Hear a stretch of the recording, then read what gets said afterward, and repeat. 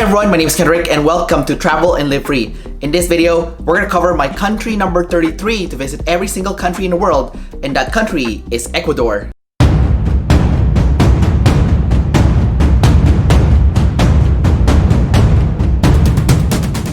Now, traveling to Ecuador during my one-year trip around the world was an interesting experience. And the reason why is because at the time, I was working as a paid travel blogger for a blog called livingthedreamrtw.com, and they sent me an assignment which I've never done before. And basically the assignment is a big tour company in Ecuador was gonna give me and my girlfriend a free 7 days tour of Ecuador that normally costs $2,000 US per person. And in exchange, what we have to do is I have to write 5 articles about my experience with that company, and we're gonna put it at the Living the Dream RTW blog. Now the cool part is that we got a free tour in Ecuador, but at the same time I was kind of working in the background. I mean, the other tour people in the group didn't know that I was writing an article for them, and I thought it was a really good experience. I don't think I'll ever do it again because I don't like that feeling where I'm joining a tour and I'm really there to write an article about this company and there's a lot of pressure, and I don't like that kind of pressure. But for that one time that I did it, it was a good experience and I certainly do not regret it. Now my trip to Ecuador actually started when we landed into the capital city of Quito after a connecting flight from Lima. Me and my girlfriend just finished our trip in Peru, and now we are gonna spend 1 week in Ecuador. Now it's a little bit sad because this 1 week is gonna be the last week that I'm gonna be with my girlfriend before she goes back to Canada and goes back to work, and I continue my one-year trip around the world. Ecuador is known as a country with a lot of crime, so I was a little bit paranoid when we got to the country. We got a taxi to take us to our hotel, which is the Mercure Hotel that was provided to us by the company that we were writing a blog post about. After we got settled in the hotel room, I spoke with the tour company's representatives before the rest of the people that has signed up for the tour has congregated together, and they gave us a debriefing. The first part of our trip, we were gonna go to a city called Cotopaxi, which is the next day. Cotopaxi is a really high volcano, and my experience traveling to Cotopaxi was really mixed. The hike itself was pretty epic.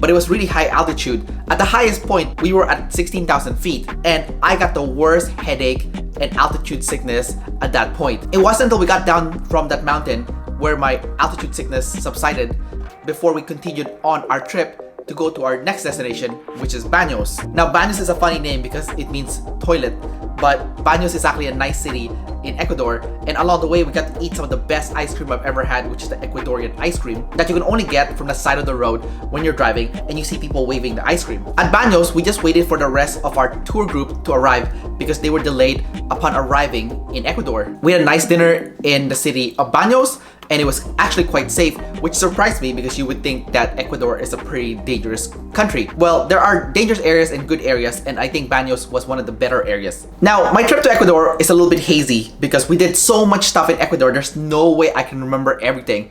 So this is the rare time where I'm telling a story about my trip, and I might get the order mixed up, but that's okay. I'll try my best to present it as chronological order as possible. So basically the next morning, after my group member finished doing some bungee jumping, which is not really bungee jumping, they pretty much just swing on a rope.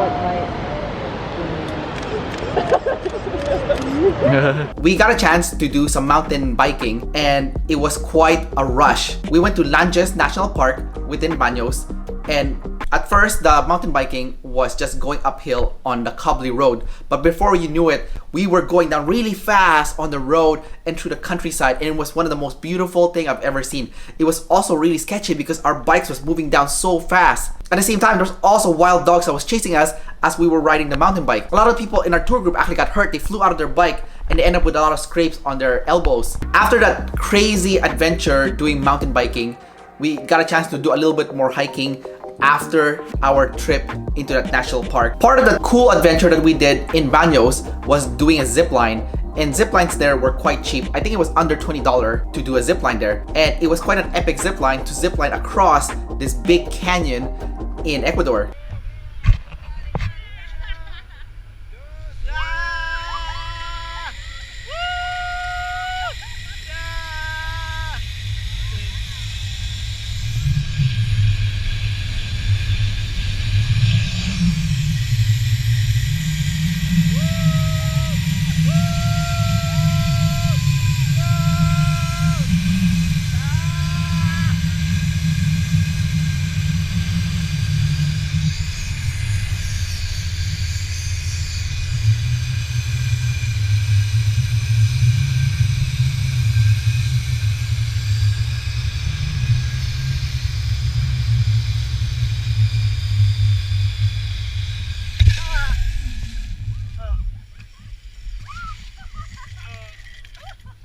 The finale of our trip to Baños is the world famous swing at the end of the world, and it was super cool to sit on that swing and swing over the cliff, and it's pretty safe actually because they put a harness around you to keep you secure. Then the next day is going to be one of the most adventurous days in my time in Ecuador. Basically, we were going to go to a homestay in the Amazon rainforest, and we were going to go hiking deep into the Amazon rainforest. Sufficient to say, I was a little bit freaked out because when you think of Amazon rainforest, you think of tarantulas and big insects, and that's kind of freaky, right? But actually, when we got to the Amazon rainforest, the hike into the Amazon rainforest was one of my favorite parts. You could actually feel and enjoy the overwhelming oxygen that you inhale while you're trekking in such a deep, lush tropical rainforest. And it was such a pleasant and fun trip to go hike through that rainforest.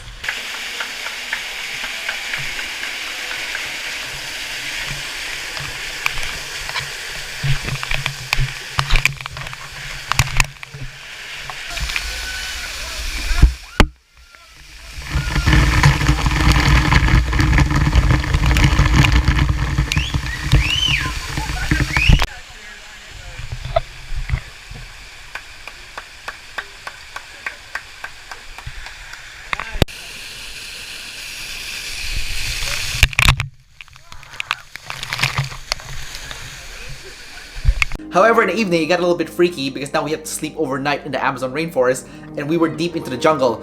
The amenities here is bare basic, and there's tons of mosquitoes, tons of insects, tons of giant spiders, frogs, you name it. It is a freaky experience. I was really surprised that I slept well because I was really freaked out to go to sleep in our wooden homes deep in the jungle. The next day, there was a wasp infestation in the eating area that we were in. It was a little bit freaky because those wasps was a little bit aggressive. They also taught us how to use the blow dart and how to make chocolates the night before, which is a fun experience because I've never seen them make chocolates from scratch before in my life. Afterwards, we went to the Jatun Yaku river, which is a river that intersects with the Amazon River. So we are gonna go whitewater rafting in this river alongside with the Amazon River. Now that whitewater rafting is the first time I've ever gone whitewater rafting before, and they actually made us jump off the boat and let the rapids take us into the river. It was quite freaky actually. I was a little bit scared. I thought I was gonna die because I drank water from the river, and you know, the river is probably not super sanitary and there's probably parasites in there, but I was okay, it turns out. It was super interesting to go whitewater rafting because you're paddling into the rapids and big waters are splashing all over your face, and it was quite an adrenaline rush. My girlfriend Karen was actually scared to do it, but turns out it was okay and she was fine. Now we were drenched and wet to the max after our time doing the whitewater rafting, and we ended up going to a place that's called a hacienda, which is pretty much an old colonial home that is probably a mansion that was used by the Spaniards back in the days when they invaded South America. Our time in the hacienda was pretty interesting because we saw some local musicians play their music, and I love listening to locals play their music, so that was quite a fun experience.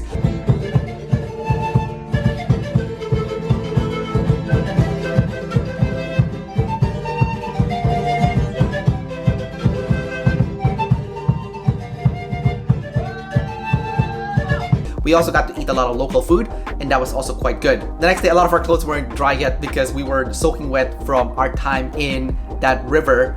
And regardless, we went to our next destination, which is gonna go to a market called the Otavalo Market to go shopping for souvenirs. Now, I actually like this market. Typically, I don't like markets, but this one was a good one because the locals weren't trying to scam you. And if you spoke some basic Spanish, you can get by no problem. The food there was also relatively cheap, and I helped Karen bargain for some pieces of clothes that she wanted to buy and bring back to Canada as a souvenir. We ended the day by going to a spa, and the spa was pretty cool because the tour company actually gave me and Karen a free massage in the spa. However, also in our room, I opened my towel. There was a giant spider in my towel, so it was pretty freaky at the same time. I actually think it's pretty ironic that the time where I saw the giant spider was in the spa as opposed to seeing a lot of them in the Amazon rainforest. The spa was a nice place to relax after getting beaten up through our time hiking in the Amazon rainforest, sleeping overnight in the Amazon rainforest, and also doing the whitewater rafting by the Amazon River. The next day, we had one more epic trip,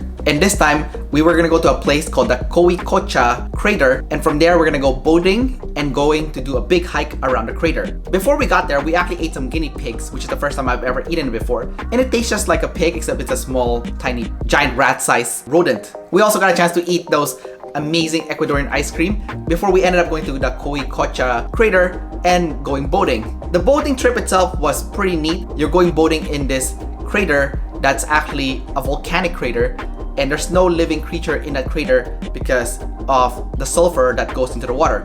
Afterwards, they dropped us off and we went hiking around this volcanic crater, and that was a pretty neat experience. I wouldn't say it's one of the best experiences, but it was neat nonetheless. Afterwards, we wrapped up our trip and we went back to Quito, and we stayed there one more night, and it's pretty sad actually because this time Karen had to leave and she's gonna fly back to Canada. So it was really sad because I wouldn't be seeing my girlfriend for another 4 months after this trip. She actually took it pretty hard, and when she went back to Canada, she was really sad that we had to part ways so abruptly after our tour in Ecuador was finished. Thankfully, that's now in the past, and me and my girlfriend are still together and we're doing well, but that's just a sad bump into our relationship. Now, I spent one more day in Quito just to relax a little bit before I went to my next country, which is Colombia. And for me to go to Colombia, I had to take a bus from Quito to a city called Tulcan in Ecuador. And once I got to Tulcan, I got a taxi ride to go to the border of Ecuador and Colombia. And from there, I took a taxi that will take me from the border all the way to the city of Ipiales, which is right by the border of Colombia. One thing to keep in mind if you're crossing between Ecuador and Colombia is make sure that you have some Colombian peso, because if you want to go enter the country, I was a Canadian, and as Canadians we had to pay a fee to enter the country, and we can only pay using Colombian peso. Anyways, that ends my trip in Ecuador. It's a really beautiful country. I'd love to go back one day and see Cuenca, and I'd love to see the Galapagos Island as well. Anyways, that's about it for this video. Don't forget to like, subscribe, and leave your comments below. And don't forget to sign up to the Travel and Live Free newsletter, where you can get a 10-step cheat sheet on how to travel around the world. You also get the latest tips and strategies on how to save money on travel for Canadians, how to go on around the world adventure travel for Canadians, and how to use travel to get more freedom in your life as a Canadian. You can sign up for the newsletter in the description below. Until next time, I'll see you then.